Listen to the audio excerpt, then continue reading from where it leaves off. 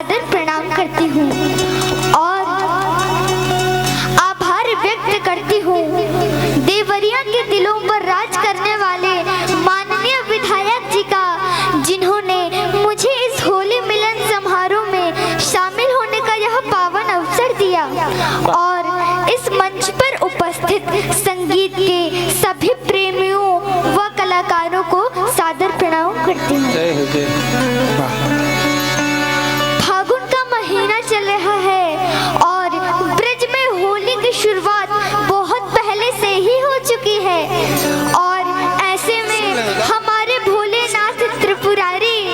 अपने कैलाश पर्वत पे अपने अघोरियों के साथ किस तरह से होली खेलते हैं, आइए हम सभी लोग मीठे भाव के साथ सुनते हैं।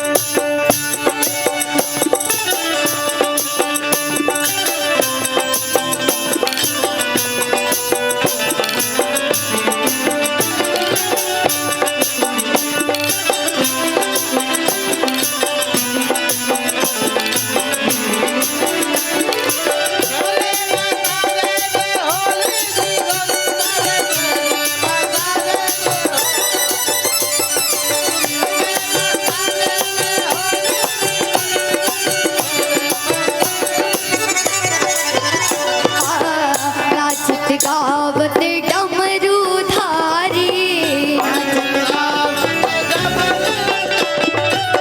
छोड़े सर्प गरल पिचकारी,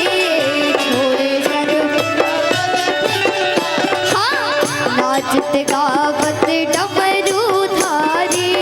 छोड़े सर्प गरल पिचकारी, पीटे प्रेत झपोरी,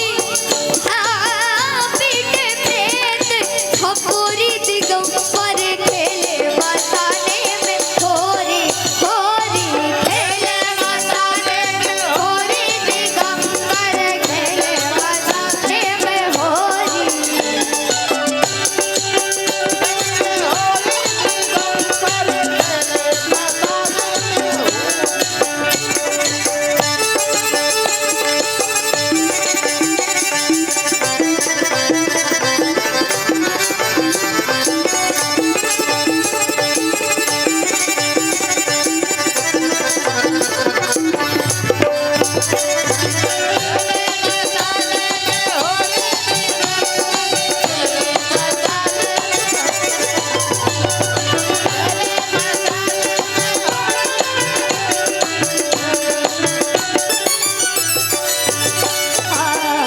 भूतनाथ की मंगल हो रे,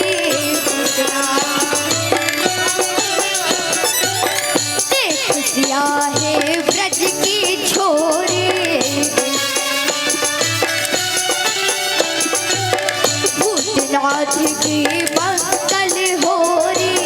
देख सिया है ब्रज की छोरी, धन धन नाथ अघोरी, धन धन नाथ अघोरी, दिगंबर खेले मसाले में होरी होरी, खेले मसाले में होली, दिगंबर खेले मसाले में होली,